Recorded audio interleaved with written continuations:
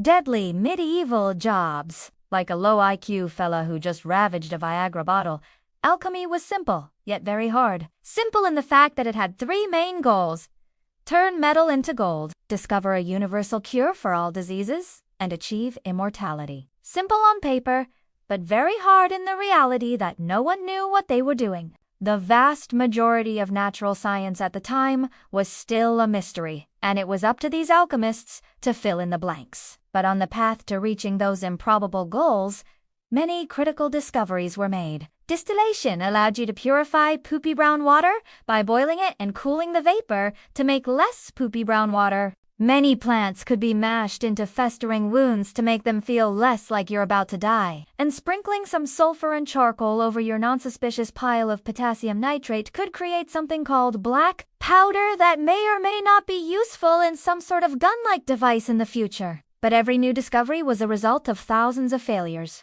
Sure, alchemy would eventually shed away a lot of the primitive theoretical slag and refine itself into modern-day chemistry. But it took millennia of trial and error, and many died in their pursuit of eternal health and infinite wealth. The extent of the alchemical process boiled down to purification, isolating crude elements into their purest forms. And how do you purify things? Fire. Just heat stuff up until something happens. And that was the main problem. You see, alchemists had a rudimentary approach to their own safety when it came to faffing about with toxic substances. Their main form of protection was wearing long robes or, at the bare minimum, a durable leather apron.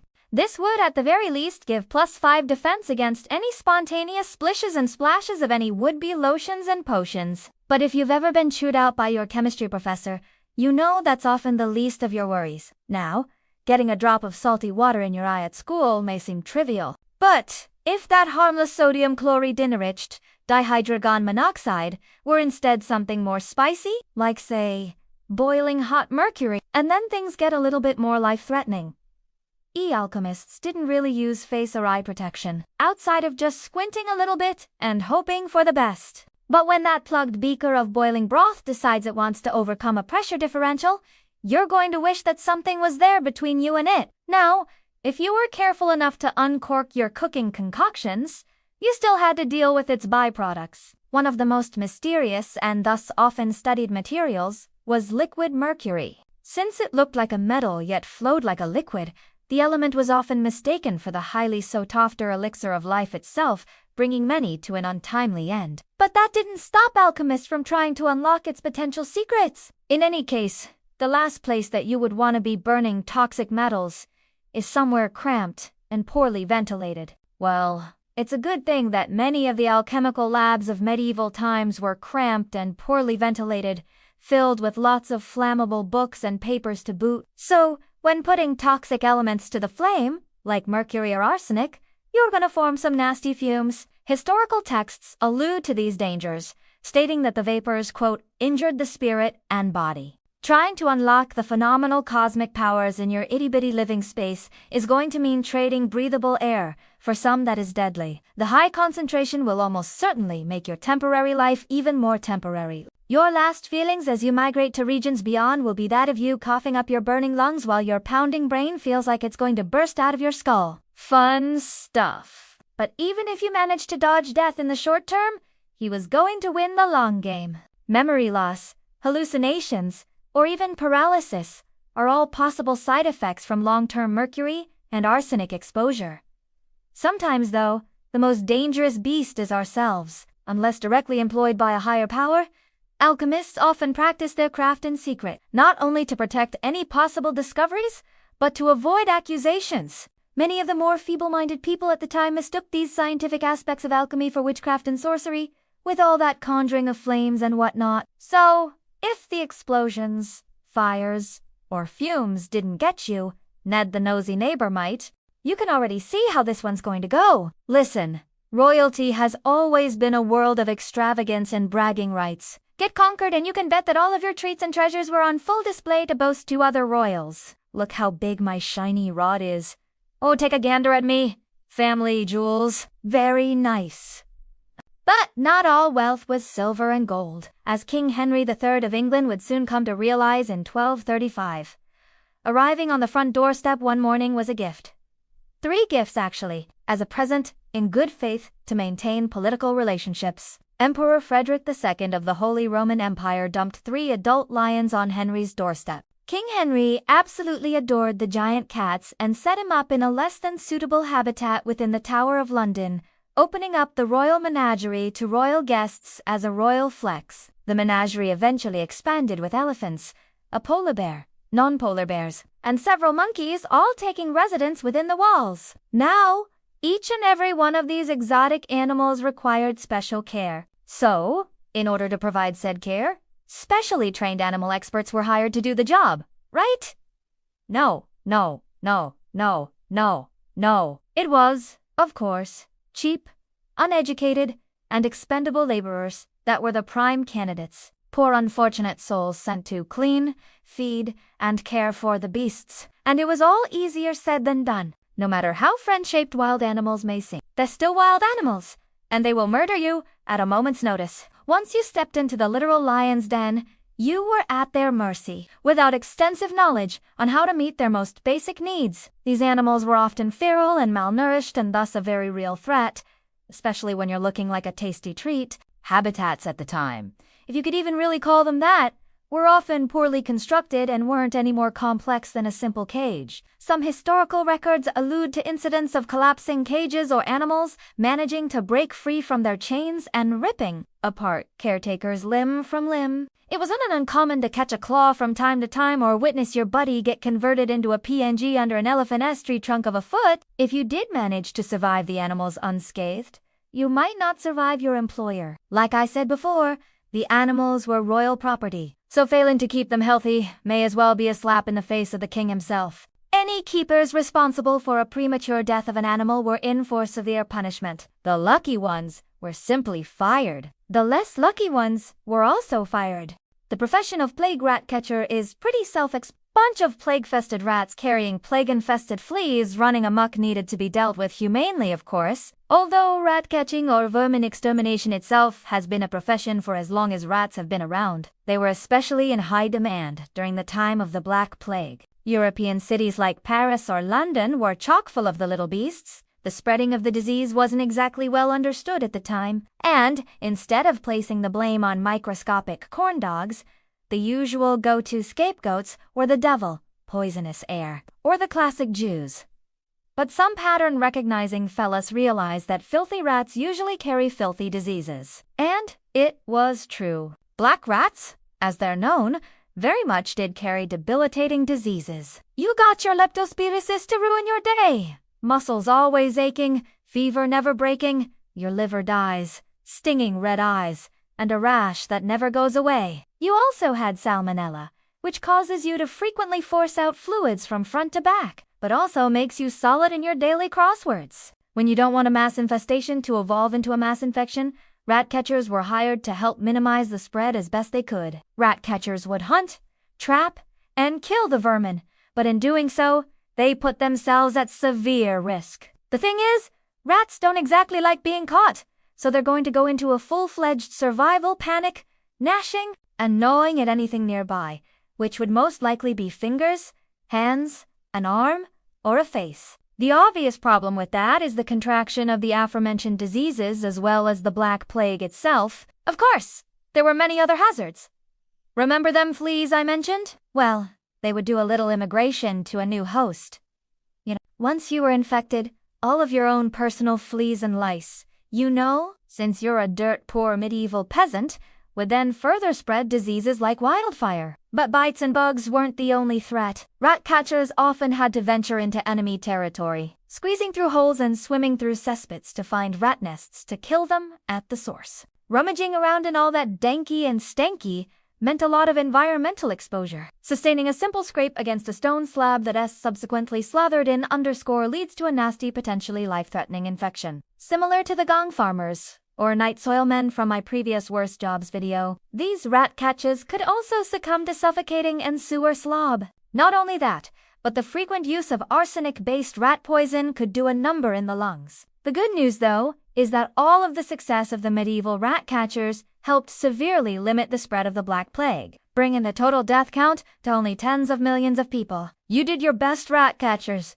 and it makes for a nice tale. Now, if you think that grave robbing wasn't a job, think again. Although highly illegal, grave robbers still performed work with the goal of getting paid based on whatever they could yank from defenseless corpses. Compensation for work sounds like a job to me! And it was way more common than you'd think. According to archaeological studies by the University of Cambridge, it is estimated that over 20% of graves in northern and western medieval Europe showed evidence of tampering between the 5th and 6th centuries. Graves were robbed for two main reasons. The first and most obvious was stealing valuables. This could be anything from grandma's bracelets, rings, or even her iconic red jewel. If you were brave, you could even rip out Gamgam's golden teeth. The other reason was stealing the bodies themselves, much more difficult, but potentially more lucrative. In the late medieval period, a medical revolution was underway, meaning that practicing physicians were in need of cadavers to poke and prod to figure out how humans worked. The fresh ones were preferred, but beggars couldn't be choosers, but they could be grave robbers. The dangers of the infamous side hustle were plentiful. For one, just digging 6 feet into the earth is not easy. If you've ever woken up to a few tons of gravel dumped into your driveway with your dad, enthusiastically standing there with a shovel, you have an idea of how much it would suck. But besides the ergonomic injuries, digging that deep in fresh soil was very dangerous. By definition, loose soil isn't very stable. And there have been multiple reports throughout history of grave robbers being discovered, buried in the very graves they attempted to rob. Robbers were also running the risk of digging up the diseased deceased. Victims of the plague, tuberculosis, leprosy, and smallpox can have their afflictions live on far after their own deaths. If life was like a box of chocolates, then death was simply a sack of farts. You knew exactly what you were getting. You just didn't know how bad. Cracking open a coffin could leave you coughing instead. But it was a known risk. If falling dirt and disease failed to cut your life short, then someone else would. Grave robbing was a crime. A very serious crime, and graveyards were a holy property, and as such, any guards patrolling could act as your judge, jury, and executioner. Guards were granted special permission to deal with any disturbances any way they saw fit, like fitting a spear through your skull. Luckily, you've already done all the heavy lifting of digging a grave. The guards just had to tidy up. If the guards were more merciful, you would simply be arrested and your fate left to the courts. But you would most likely end up 6 feet over the ground before you ended up 6 feet under it. Bell ringers actually had a pretty important job for the everyday person. There were the timekeepers. Yeah, sure, there was that big glowing ball in the sky to tell you dawn and dusk, but all the other hours were approximations. It was up to bell ringers to mark the important times of the day, call people to service, or chime special occasions. But doing so was extremely physically taxing. A standard tower bell could weigh anywhere between a few £100 all the way up to several tons. Granted, the big-ass bells required multiple people, but each man pulled his own weight, and then some. Having a tug-of-war match with a several-ton hunk of metal isn't the best wager to make. The sheer momentum of these bells as they swung back and forth was something to be reckoned with, and it demanded respect. Or else? A survey conducted in 1990 asked several thousand London bell ringers about any injuries sustained during their ringing duties, and the answers didn't leave much to the imagination. Ripped fingernails, crushed limbs, falls from the tower, and even accidental hangings had occurred. Ringing ropes became a death trap if the ringers became too complacent. Now, keep in mind, this was in the 1990s, well into the modern age, with considerations for safety. So, imagine how much more frequent these types of injuries must have occurred back in medieval times. If you weren't snagged by the rope, you certainly had your bones rattled by the deafening sound of the bells themselves. Many of the large city towers were equipped with multiple bells, each one producing different pitches or rung under different circumstances. Being right in the middle of all that crippling cacophony meant the risk of blowing out your ear. Each separate ring could emit a head-splitting 120 decibels, well into the deafening range of sound, even if only momentarily. For comparison, 120 decibels is like being right next to T-Swift's private jet as it takes off to cross the street. Each of those bursts of sounds were enough to cause permanent damage to hearing unless protection was used. And you know damn well medieval bell ringers didn't use no protection. They simply took the method of, you'll get used to it. The biggest threat to a ringer's life, however, wasn't the bells of the ropes, but something a bit more flashy. Lightning.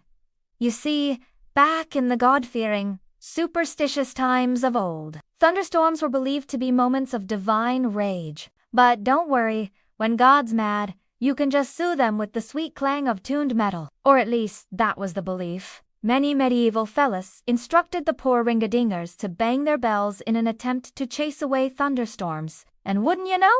It didn't work. Some reports from the 1700s claimed that over 100 bell ringers gained first-hand experience of the human body's ability to conduct electricity. Lightning could either strike the tower or the bell, directly delivering a death jolt down the rain-soaked line and through. The poor soul attempting to single-handedly banish an entire thunderstorm with a series of Taco Bell bombs. The number of deaths got so bad that some countries like France surrendered to the heavens and banned thunderstorm bell ringing until the invention of the lightning rod in the mid-1700s. Although it seemed like a relatively safe and simple job, working high in the tower had plenty of ways to get dinged in your dong. All right, hear me out. The medieval scribe was by no means an adrenaline-charged, fast-paced profession. But that's kind of the point. The life of a medieval scribe was the most bland, boring, and mind-numbing jobs in all of human history. Before Papa Gutenberg invented his famous printing press, entire books were written by hand. This process was physically exhausting, mentally taxing, and extremely slow, resulting in books being expensive, which is why books were for rich people. But the requirement for a personal touch did allow for creative freedom, creating unique works of art with each copy. Sweet. But there's only so many times you can generate artistic flourishes around the word "the" before your creative juices start drying up. As a medieval scribe, your job was to write all day, every day, except Sundays. Those are for Jesus. But all of that writing, especially in the same position day in and day out, puts a very real toll on the human body. We simply weren't designed to sit for most hours of the day. So stop slouching. Scribes worked in specialized rooms called scriptoriums, which held all of the cutting-edge equipment needed for efficient scribbling: a writing desk, ink, paper, and feathers for quilts. As for content, scribes copied a wide variety of topics: science, history, cultural literature, and, of course, religious texts. This ensured that tradition and know-how could be passed down across the generations, binding knowledge in paper and leather. But them's a lot of words to read and write. Scanning hundreds of thousands of words with your eyeballs took a toll on them. The constant nearsighted strain often resulted in scribes underscore up their vision and developing chronic migraines. Now, there's often a misconception that, hell, even I had prior to researching this, that scribes were these frail old men writing by candlelight. That's not true. Instead, scriptoriums were specifically designed to take advantage of natural light, with windows facing the east to bathe in the morning sun. Writing desks were set up near these windows to maximize their illumination. The setting of the sun simply meant that your shift was over. Now, what people might not realize is that back in the day, candles were very expensive, and so was paper. So, it would be stupid to literally burn through your money in a dimly lit room full of flammable paper. But yeah, like I said, all of that repetitive writing posed very real ergonomic hazards. The constant swishing of a quill across pages put a lot of wear and tear on joints and muscles, resulting in agonizing carpal tunnel syndrome and severe spinal deformations from all of the hunching over. But if osteoarthritis or chronic back pain weren't enough for you, other inherent dangers were waiting. Another health hazard for these scribbling scribes was the very medium used to immortalize history: the ink. Standard black ink was made from plant-based fluid and iron sulfate. Black was the most common color, thus it made up a vast majority of the writing.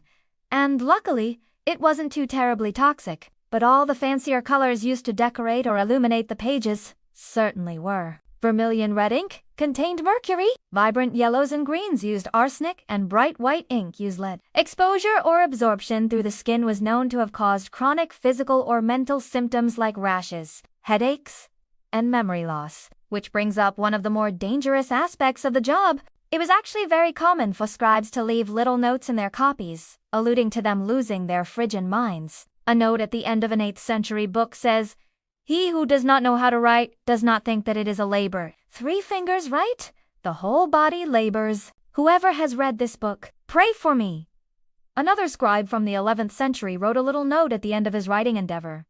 It says, Thus let this composition be ended here. God help my hands! And finally, we come to one of the most damning examples. It reads, the underscore sucks. This was a real problem. The constant mental anguish of doing nothing but writing for years caused some scribes to teeter on the edge of insanity where a comfortable rope necklace could free them from their suffering. Metaphorically, of course. Scribes really were some of the most unsung heroes. Despite the mundane career path, they were a critical part of human history. They were the ones who preserved it, or at least their version of it. After all, writers had the right to write what they thought was right.